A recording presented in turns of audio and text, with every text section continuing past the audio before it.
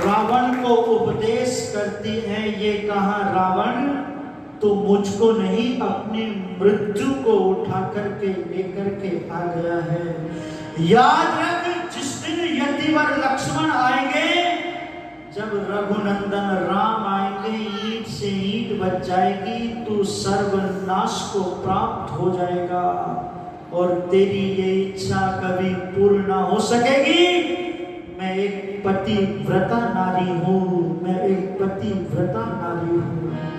निवेदन करना चाहता हूँ, क्या गजब का प्रेम श्री राम और सीता में था।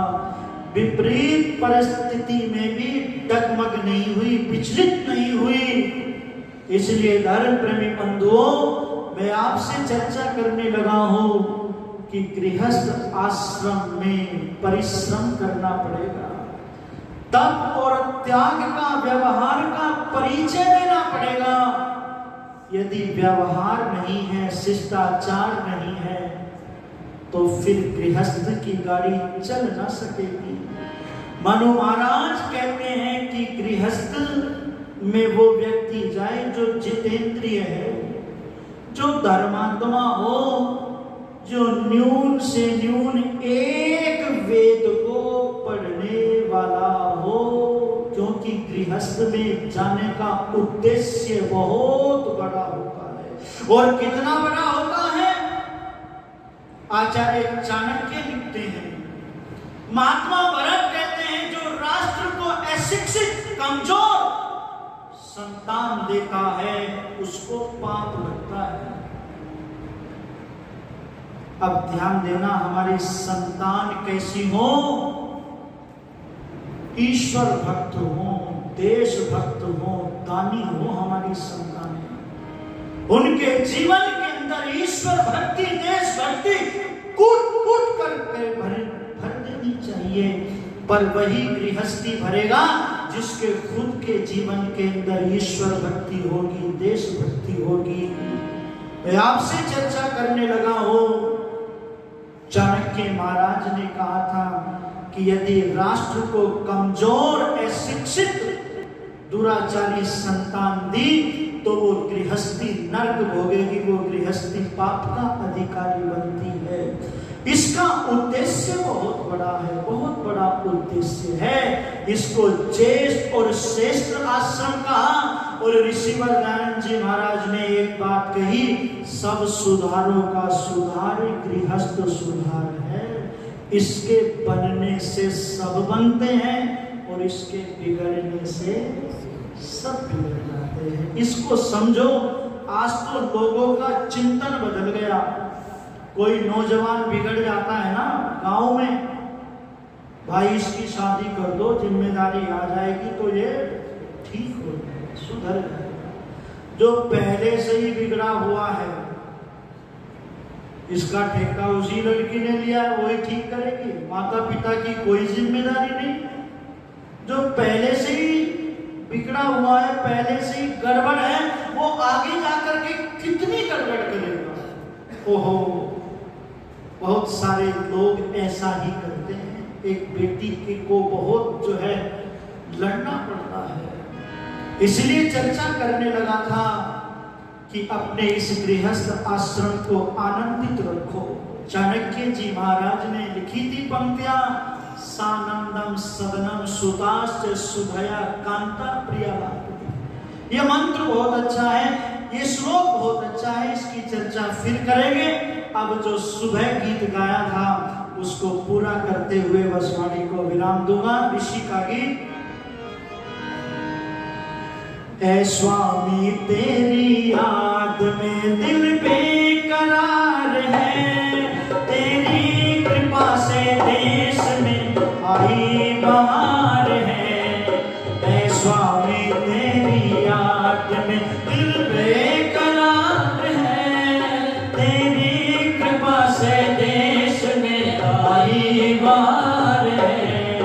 ऐ स्वामी तेरी याद में ईश्वर को भूल कर सभी धक्के खा रहे, धक्के खा रहे।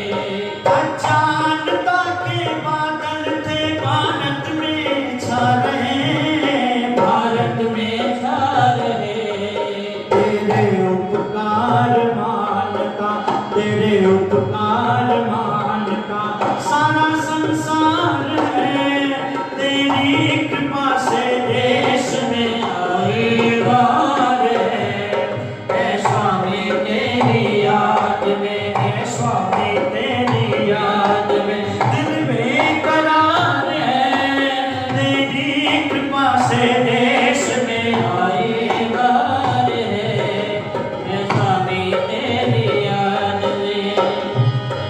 तूने ही आके आजादी का पाठ पढ़ाया, पाठ पढ़ाया, रास्ता स्वतंत्रता का तूने ही दिखाया, तूने ही दिखाया। घर घर में होती आज तेरी जय जयकार है, तेरी कृपा से देश में आई बार है स्वामी तेरी याद में, है स्वामी तेरी याद में दिल बेकरार है, तेरी कृपा से देश में आई बार है स्वामी तेरी याद में। शिवरात्रि की रात में था जान को पाया, जान को पाया। शिवरात्रि की रात में था जान को पाया, जान को पाया। ब्रह्मचारी रह के देश को तूने जगाया, तूने जगाया।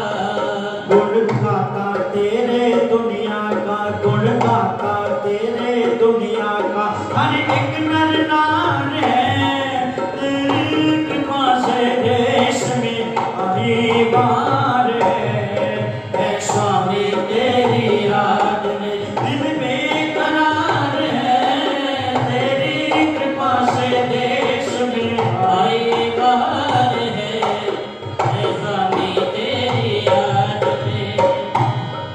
वेदों का अमृत दुनिया को तूने पिलाया, तूने पिलाया।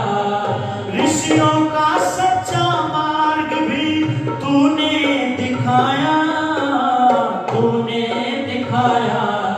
नंदलाल कृपा से तेरे, नंदलाल कृपा से तेरे करता प्रचार है, तेरी कृपा से देश में आई बार है स्वामी तेरी याद में दिल बेकरार है, तेरी कृपा से देश में आई बार है, तेरी कृपा से देश में आई बार है स्वामी तेरी याद में, है स्वामी तेरी याद में दिल बेकरार है, तेरी कृपा से देश में आई बार है, तेरी कृपा से देश में आई बार।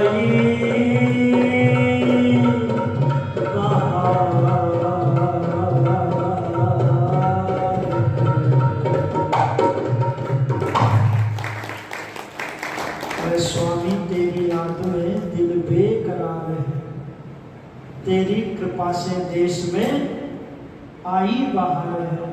तो ये थोड़ी सी चर्चा मैंने आपसे साझा की है। हमारे सीताराम आर्य जी 100 रुपये देकर के मुझे हमारे उनको सम्मानित कर रहे हैं, उनका आभार प्रकट करता हूँ। जो समय मेरे लिए निर्धारित था दौड़ चला है। इन्हीं शब्दों के साथ में मैं वाणी को विराम देता हूँ। इत्युम सम। बहुत बहुत धन्यवाद। सुंदर भजनों के माध्यम से हम सब ने गृहस्थ धर्म को लेकर के विचार श्रवण किए हैं।